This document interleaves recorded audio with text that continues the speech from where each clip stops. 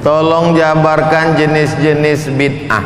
Buka halaman 54. Halaman 54 yang tulisan tebal, pembagian bid'ah menurut Imam Syafi'i.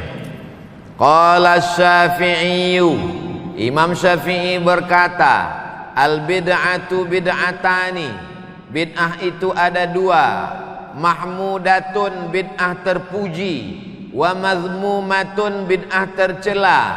Fama wafaqas sunnata, kalau perbuatan itu tidak pernah dikerjakan Rasul tapi masih sesuai dengan hadis sunnah, masih dinaungi oleh hadis, fahuwa mahmud, maka perbuatan itu disebut bid'ah mahmudah, bid'ah terpuji, bid'ah hasanah. Wa ma khalafaha, kalau perbuatan itu bertentangan dengan hadis, fahuwa mazmum, maka namanya bid'ah mazmumah, bid'ah tercela, bid'ah dhalalah, bid'ah mungkarah. Dikasih tanda supaya mudah nanti kalau ditanya orang. Itu menurut Imam Syafi'i. Apa kata Imam Ibnu Hajar Al-Asqalani, halaman 55 yang tulisan tebal. Menurut Imam Ibnu Hajar Al-Asqalani, wat tahqiq, setelah diteliti secara mendetail dan halus, annaha in kanat mimma tandariju tahta mustahsan fi syar'i fahuwa hasanah, kalau dia masih dinaungi hadis dalil yang sahih, masih bisa dilegitimasi dengan dalil, fahuwa fahiya hasanah, maka disebut dengan bid'ah hasanah. Wa in kanat mimma tandariju tahta mustaqbahin fi syar'i fahuwa fahiya mustaqbahah, maka dia termasuk bid'ah dhalalah, mustaqbahah, jelek, buruk. Wa illa, kalau tidak masuk di antara keduanya, fahiya min qismil mubah, maka dia termasuk dalam perkara mubah, boleh. Wallahu a'lam. Kedua, apakah harus disebutkan namanya ketika mengirim doa untuk orang tua kandung? Kalau orang tua kandung tanpa disebutkan namanya sudah sampai otomatis. Itulah makna idza matal insan, kalau manusia mati inqata'a. Semua amal Abdul Somad putus, tapi ada satu amalnya yang dilaksanakannya sekarang tetap nyambung walaupun dia sudah mati. Amal yang mana? Anaknya.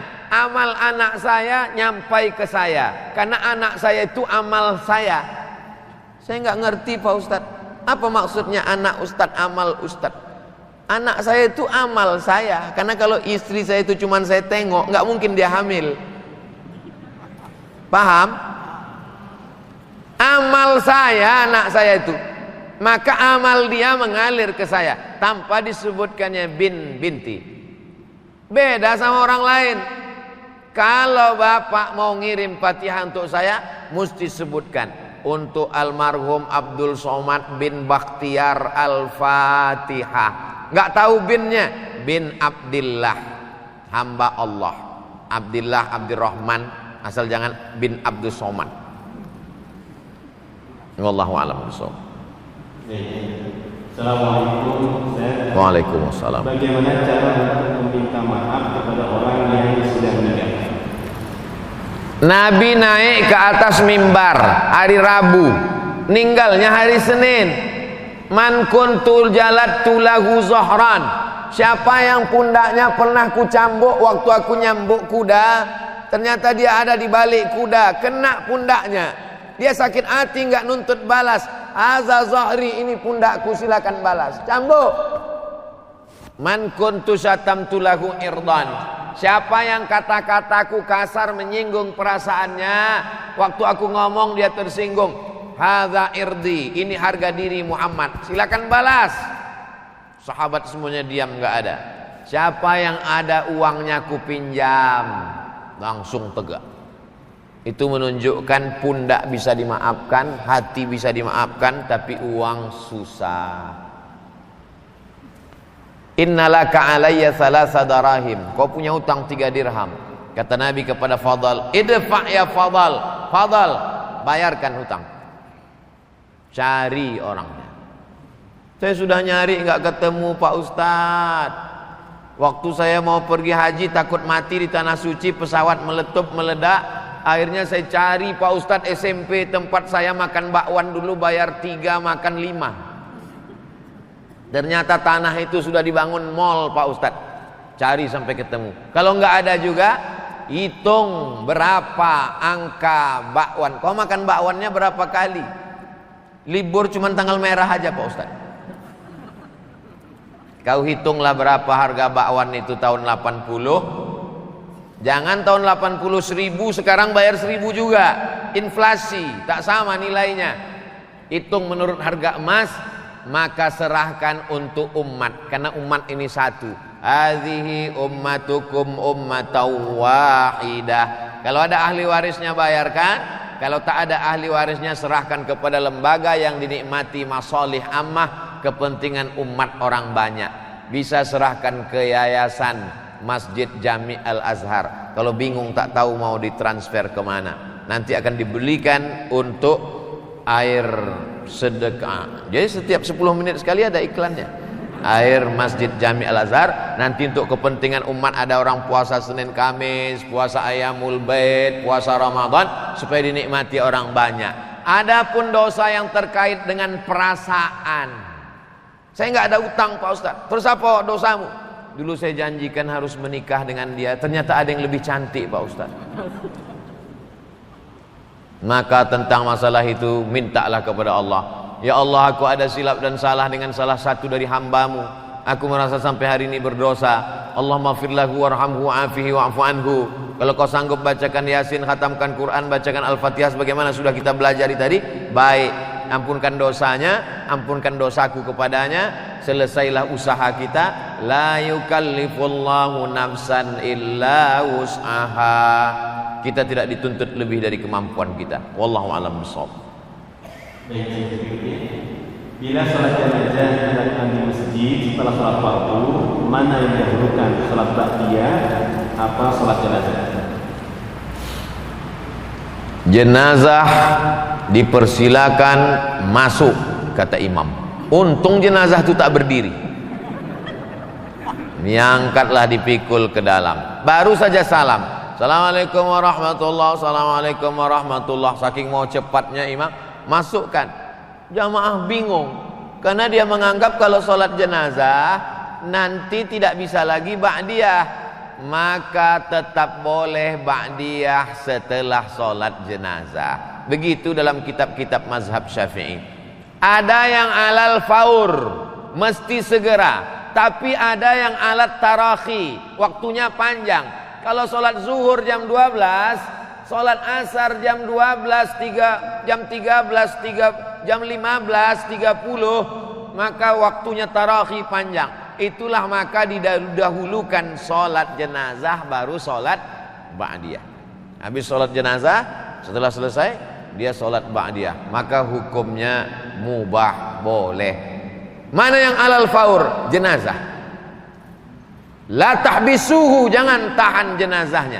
Asri'u ila qabrihi, segera. Itulah dalilnya alal faur, segera.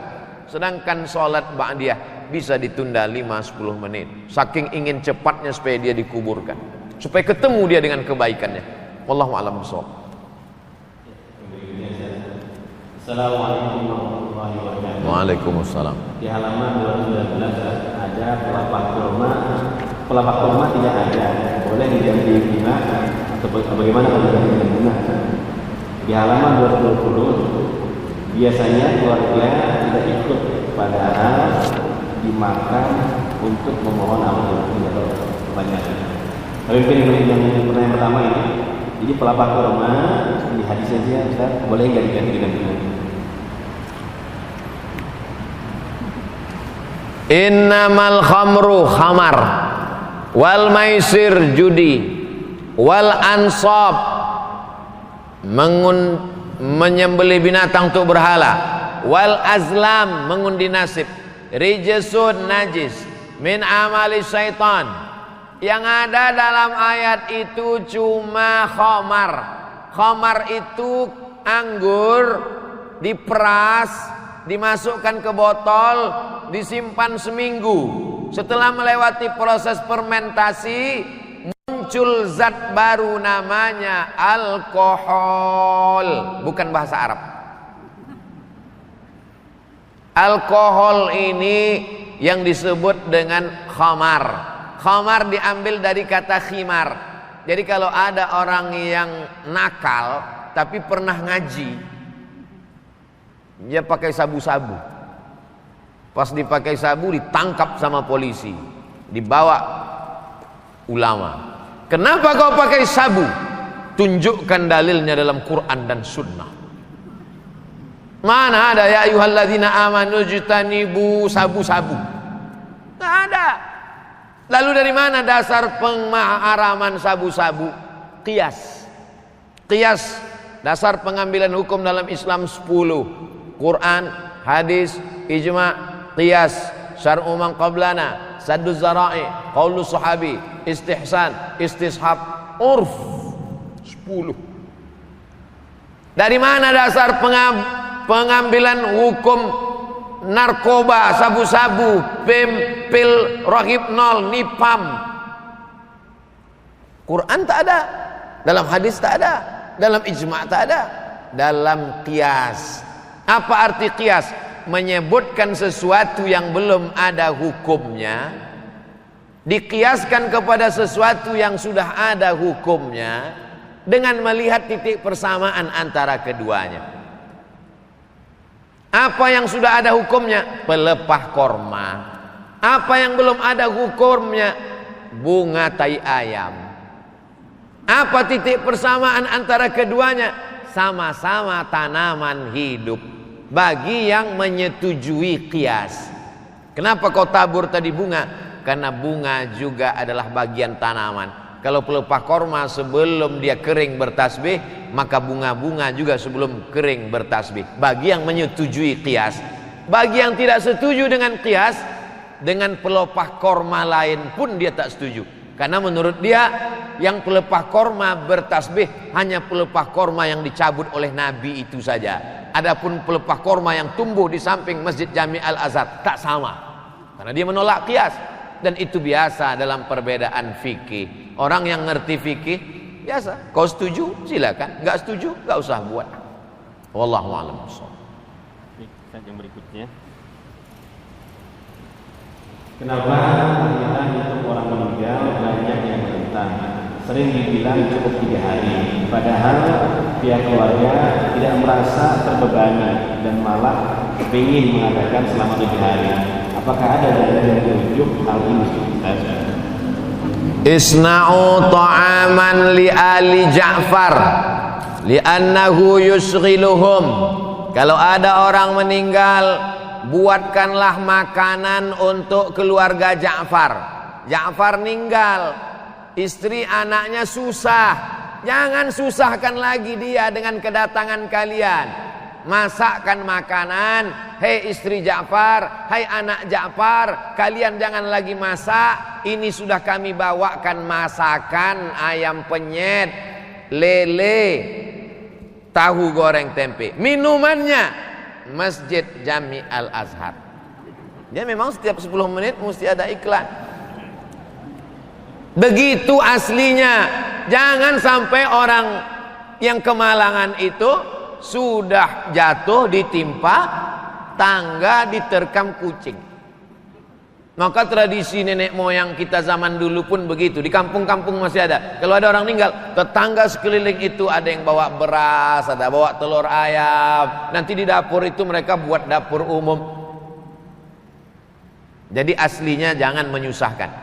Sekarang beberapa masjid sudah buat, alhamdulillah, diumumkan kepada bapak ibu nanti malam kita akan takziah, supaya jangan membawa, jangan repotkan sohibul musibah, maka kita bawakan makanan. Begitu yang sunnah.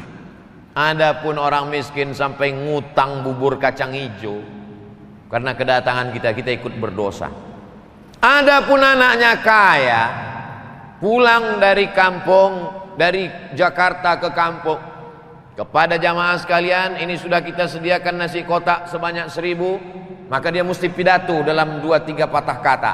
Jangan kalian takut memakan ini, karena ini bukan harta warisan yang belum dibagi, ini bukan pulang ngutang, ini memang asli dari anaknya yang sukses di ibu kota. Apa kalian nggak tahu kalau saya ini kaya? Makanlah, makan. Nah, adapun 7 hari dalam Quran tak ada, dalam hadis tak ada, dalam sahabat Nabi tak ada, tapi ada dalam tabi'in. Orang yang jumpa sama Nabi namanya sahabat, yang jumpa dengan tabi'in yang jumpa dengan sahabat namanya tabi'in, namanya Imam Atha. Kata Imam Atha dari kalangan tabi'in,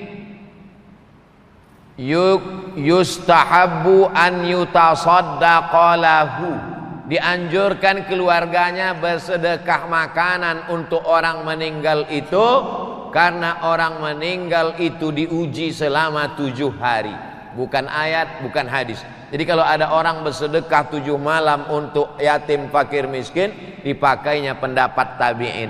Yang setuju ikuti, yang tak setuju tak usah buat.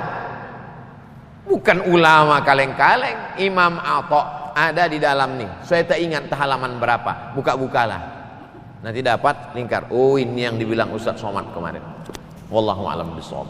Assalamualaikum. Waalaikumsalam. Apa pandangan Ustaz tentang keterangan yang ada dalam kitab Al-Majmu' Salam Hazard jilid 5 halaman 27 yang menyatakan qala ashabuna wa tuqrahu ta'ziyatu ba'da salasah. Para sahabat kami, para fuqaha mazhab Syafi'i mengatakan dan makruh takziah setelah 3 hari. Bagaimana pendapat tersebut dikaitkan dengan tahlilan? Tukrahu makruh, bukan haram. Itu yang pertama, perlu dipahami istilah. Kenapa tukrahu? Litajdidil husni, karena memperbaharui kesedihan. Sebenarnya 3 hari itu dia sudah mulai agak tenang hatinya. Tiba-tiba datang jamaah, semakin sedih. Akhirnya luka lama berdarah kembali. Luka lama berdarah kembali itu bukan orang yang habis sunat ngejar layang-layang, bukan. Nah, inilah dia yang sudah mulai hatinya terobati, tiba-tiba tajdid, diperbaharui kesedihan. Itu yang tak boleh. Adapun memberikan hiburan, memberikan sedekah, maka kalau dia laksanakan. Tapi kalau katanya tuhramu, tunha, dilarang, diharamkan. Jadi orang yang bersedekah 7 malam, kalau tidak mau dibuat di rumah, antarkan ke panti asuhan. Potongkan ayam, kambing, kasih ke panti asuhan. Di rumah tak usah dibuat. Untuk kalau memang mau ngotot, mau mengamalkan fatwa Imam Atha tadi. Cuman masalahnya rakyat masyarakat ini mau melakukan perbuatan karena fatwa Imam Atha dari kalangan tabi'in, atau karena takut dituduh tetangga nggak sayang orang tua. Nah, ini kamu nggak buat 7 malam, enggak, anak durhaka. Makanya beramal itu dengan ilmu. Kalau Ustadz Somad sampai berapa malam? 2 tahun nggak berhenti. 2 tahun. Mak saya meninggal sudah 2 tahun, tetap membagi sembako 200 paket setiap tanggal 1 sampai hari ini. Karena menurut saya itulah yang bisa mengobati hati. Kenapa Ustadz ceritakan? Ustadz kan riak, saya mau ngajak jamaah. Yang nggak setuju, ya nggak apa-apa. Wallahu a'lam. Assalamualaikum. Ana Ilham dari Bekasi. Boleh ya memandikan jenazah dengan air zam-zam? Minum aja kita susah. Dia mau mandi.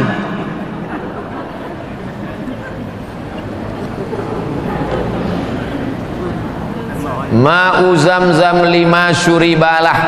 Air zam-zam itu diminum sesuai dengan niat apa dia diminum. Diambil air itu, disiramkan ke kepala karena orang itu ada sakit kepala. Coba tengok apa doa minum Zam-Zam. Allahumma inni as'aluka ilman nafi'an wa rizqan wasi'an wa shifaan min kulli da'in. 3. Ilmunya luas, rezekinya lapang, penyembuh dari segala macam penyakit. Diminum atau diusapkan atau disiramkan. Tapi kalau dimandikannya otomatis digosokkannya ke kemaluannya. Cebok dia. Maka cara penyembuhan diminum atau diusapkan. Itu saja. Lebih daripada itu. Lebih baik bawa ke kampung halaman, orang di kampung mau minum air Zam-Zam. Begitu inginnya dia minum air Zam-Zam. Apalagi sekarang susah mau umroh. Nah, jadi kalaupun mau menghilangkan sakit kepala, siramkan saja sedikit. Wallahu a'lam bishawab. Ini yang ditanya kan namanya siapa ya? Mimpi saat tidur menurut Islam. Saya pernah mimpi ketemu Ustaz Abu Somad. Ceritanya apa? Di tepi sawah. Kemudian Abu Somad meminta saya untuk menghafal surah Al-Mulk. Tabarak. Bagaimana cara saya menyikapi mimpi tersebut? Kitab yang paling bagus untuk mimpi namanya Tafsir Ahlam. Tafsir Ahlam, tafsir mimpi. Penulisnya namanya Ibnu Sirin. Ibnu Sirin. Namanya Tafsir Ahlam. Coba cek di internet sudah ada bahasa Indonesianya atau belum. Kalau belum ada, download PDF-nya. Cari anak pondok, baca kitab Tafsir Ahlam. Bermimpi dengan ulama dalam Tafsir Ahlam supaya mengikuti ulama itu. Saya pernah bermimpi dengan Habib Anis yang punya ijazah Simtud Duror. Dalam mimpi itu saya datang ke masjid. Di dalam masjid itu sedang pembacaan Maulid Simtud Duror. Nampak saya beliau dari jauh, wajahnya bercahaya. Saya cari di Tafsir Ahlam, apa arti melihat ulama? Supaya kita mengikut ulama itu. Smiling of Habib. Habib yang tersenyum susah membayangkan wajahnya marah. Habib Anis dari Solo. Lalu kemudian mimpi tentang tanaman, menunjukkan bahwa tidak boleh putus asa karena tanaman setelah kering, layu dan mati akan tumbuh sesuatu yang baru. Tanaman, sawah, padi, pecah bijinya, tumbuh kuning, berbuah, layu, kering, mati, tumbuh yang baru. Menunjukkan harus selalu positif. Apa tadi kelanjutan mimpi? Mimpinya berepisode ini. Diminta untuk menghafal Surat Al-Mulk, hadis dari Abdullah ibnu Mas'ud, 30 ayat dibaca malam menyelamatkan dari azab kubur. Itulah dia, tabarakalladzi biyadihil mulk wa huwa ala kulli syai'in qadir alladzi khalaqal mauta wal hayata liyabluwakum ayyukum ahsanu amala. Kalau dibaca surat Al-Mulk itu kita sadar kenapa aku masih hidup sampai hari ini. Alladzi khalaqal mauta, Allah menciptakan mati. Wal hayata, Allah menciptakan hidup. Kenapa aku bisa hidup tak kena Covid? Kalaupun kena tak jadi mati. Bukan karena hebatnya obat, tapi karena liyabluwakum ayyukum ahsanu amala. Allah masih memberi kesempatan untuk beramal. Wallahu a'lam bishawab. Apa hukum azan di waktu bulan? Azan bukan kalau pada sholat.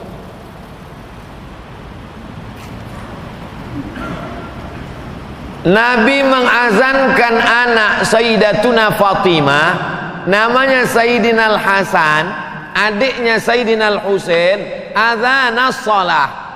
Hadis riwayat Imam Tirmidzi. Statusnya kata Imam Tirmidzi hadisun hasan. Bunyi azannya adzanas shalah. Hayya 'alas shalah.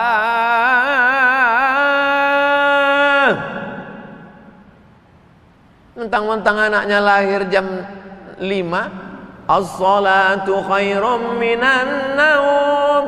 Enggak, tetap azan biasa. lahirnya diazankan. Kata Syekh Said Sabiq, anak laki-laki anak perempuan sama, azan telinga kanan, iqamat telinga kiri, hukumnya sunnah, tidak wajib. Jadi bapak ibu yang anaknya dulu tidak diazankan, pulang dari sini jangan diazankan lagi. Pulang dari sini kau sebentar. Wow, apanya ayahnya gitu? Dulu semester 3. Kalau lahirnya diazankan, kalau waktu datang ke dunia ini diazankan, maka saat melepas perginya pun diazankan juga. Qiyas. Dalam Quran tak ada, dalam hadis tak ada, dalam qiyas ada, tapi hanya sebagian dari kalangan mazhab Syafi'i, bukan Imam Syafi'i. Sebahagian jama'atun minas Syafi'iyah, sekelompok ulama mazhab Syafi'i, bukan Imam Syafi'i, bukan mazhab Syafi'i secara keseluruhan. Ada Imam Syafi'i, Muhammad bin Idris Syafi'i, ada ulama mazhab Syafi'i berijtihad mengikut manhaj metode Imam Syafi'i. Sebahagiannya mengatakan kalau saat lahirnya, datangnya ke dunia ini diazankan, maka saat perginya pun juga diazankan. Dalilnya apa? Qiyas. Quran, hadis, ijma', qiyas. Sikap Ustadz sendiri, saya hadir di pemakaman, ada orang mengazankan di situ, tidak saya larang karena ada ulama mazhab Syafi'i. Tapi saya tidak pula menyuruh begitu pemakam azankan, karena ini bukan perkara yang disepakati dalam mazhab. Wallahu a'lam.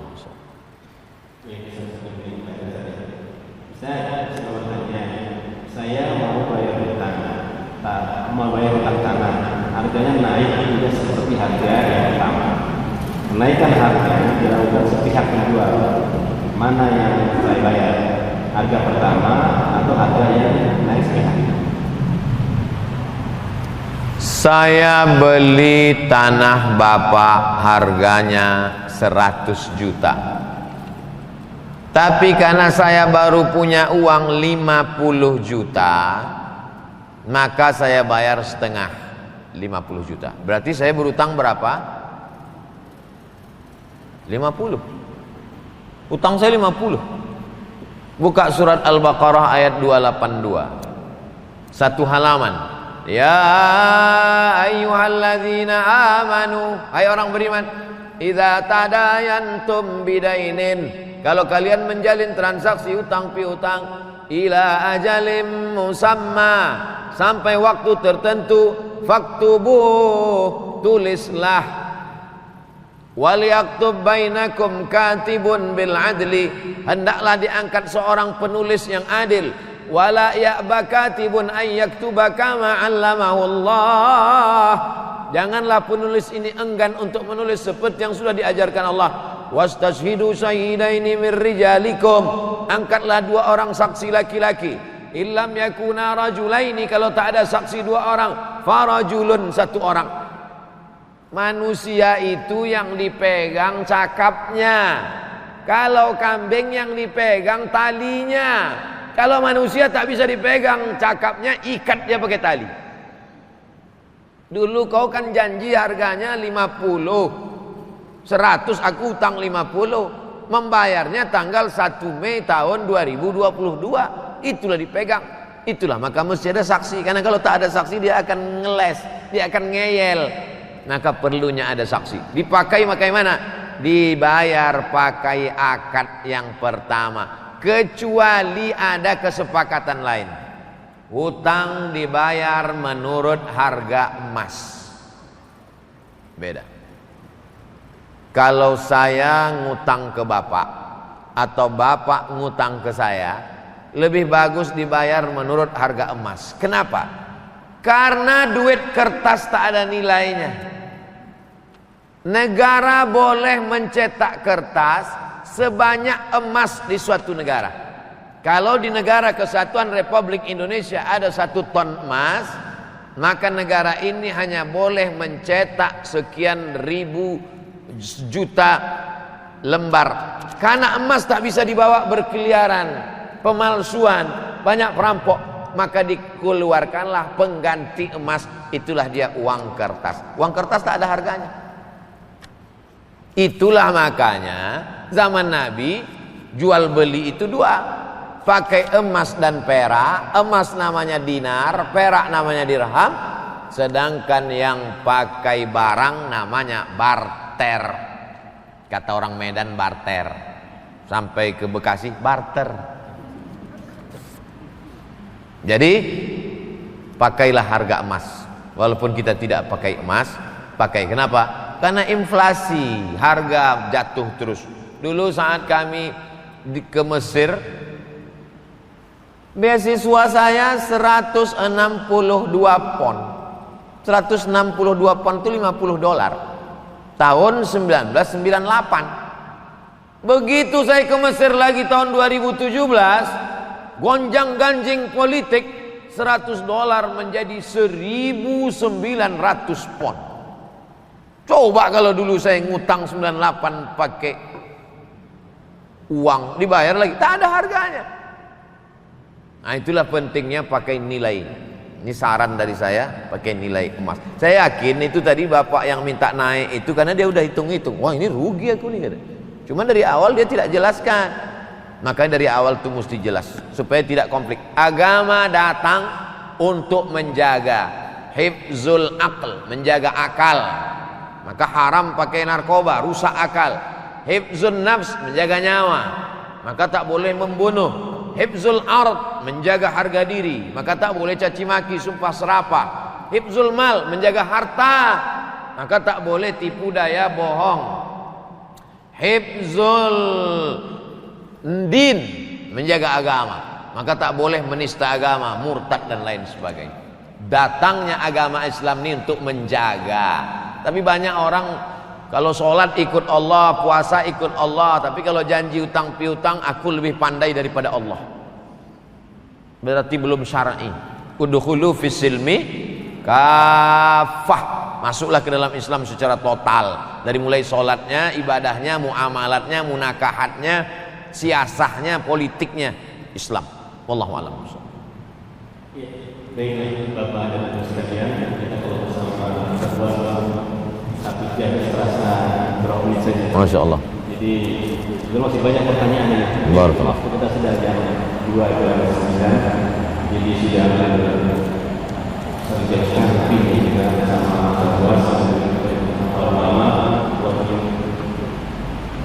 selalu lama-lama. Namun kita dibatasi waktu dan juga dibatasi oleh kesempatan kita. Mudah-mudahan di wilayah kesempatan kita bisa sama dengan sahabat Somad dan kita memberikan siraman rohani dari beliau. Mudah-mudahan kita keluar dari Masjid Jami Al-Azhar mendapatkan keterangan dari Allah. Amin ya Allah. Mudah-mudahan karena itu maka kita meminta keberkahan dari beliau sudah jauh-jauh datang ke Bekasi. Kita mohon untuk menutup acara ini dengan doa. Kita mohonkan juga mudah-mudahan yang baca nanti Allah Subhanahu wa taala. Amin. Astaghfirullahaladzim, astaghfirullahaladzim, astaghfirullahaladzim alladzi la ilaha illa huwal hayyul qayyum wa atubu ilaih. A'udzu billahi minasyaitonir rajim. Bismillahirrahmanirrahim. Alhamdulillahi rabbil alamin arrahmanir rahim maliki yaumiddin. Iyyaka na'budu wa iyyaka nasta'in. Ihdinas siratal mustaqim. Siratal ladzina an'amta 'alaihim ghairil maghdubi 'alaihim waladdallin. Amin. Allahumma salli ala sayyidina Muhammad wa ala ali sayyidina Muhammad. La tada' lana fi maqamina hadha wa fi sa'atina hadhihi dhanban illa ghafartah. Keluar kami dari majlis ini, ampunkan dosa-dosa kami ya Allah. Wala aiban illa satartah. Tutupilah aib cacat kami ya Allah. Wala musafiran illa wasaltah.